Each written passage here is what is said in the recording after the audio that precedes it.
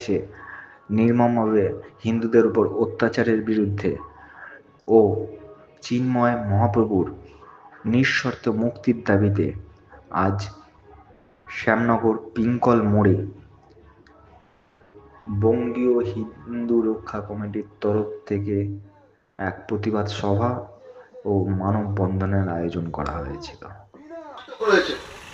শুধু বাংলাদেশের ছেলে চিন্ময় কৃষ্ণ প্রভুর মতন হিন্দু এই চিকেন নেকটাকে ওরা দখল করে ভারতবর্ষের উত্তর পূর্বে যে 7টি রাজ্য আছে, 7 সিস্টার্স বলা হয়, এই 7টি রাজ্যকে আলাদা দেশ হিসাবে ওরা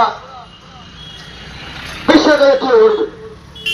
এইরকম বিচ্ছিন্নতাবাদী শক্তি, তালিবানি শক্তি বাংলাদেশের অশিক্ষিত হুজুরদের, চটিচাটা মিডিয়াদের জিহাদি শক্তিরা একের পর এক মাথা চারা দিয়ে উঠেছে বাংলাদেশে। এবং স্বাধীনতার পরে যেখানে বাংলাদেশে হিন্দু জনসংখ্যা ছিল প্রায় 27%, সেই 47 সালের পর থেকে ক্রমাগত হিন্দু নিধনের ফলে এই জনসংখ্যা কমতে কমতে এখন 7% এসে থেকেছে।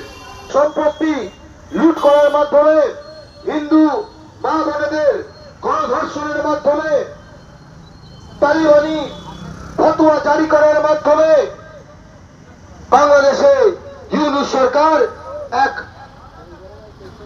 মৌলবাদী প্রশাসন, এক অবৈধ সরকার, যার সংবিধানে কোনো স্বীকৃতি নেই, সেই রকম সরকার ক্ষমতা চালাচ্ছে। যেখানে বাংলাদেশে আলুর কিলো 100 টাকা, বাংলাদেশ দেশটায় নিজেদের কৃষিজ উৎপাদন বলতে ধান এবং শক্তিরা, এই ইসলামিক আগ্রাসী শক্তিরা ভারত